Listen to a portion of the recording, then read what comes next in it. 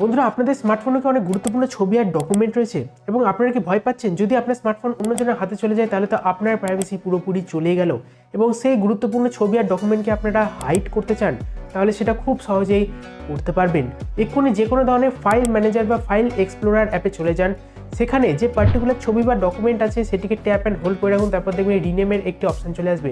রিনেমের option এলেই সেখানে rename করতে গিয়ে তার নামটির আগে একটি ডট বসিয়ে দিন, তারপর দেখবেন সেই ছবি বা ফাইলটি হাইড হয়ে গেছে।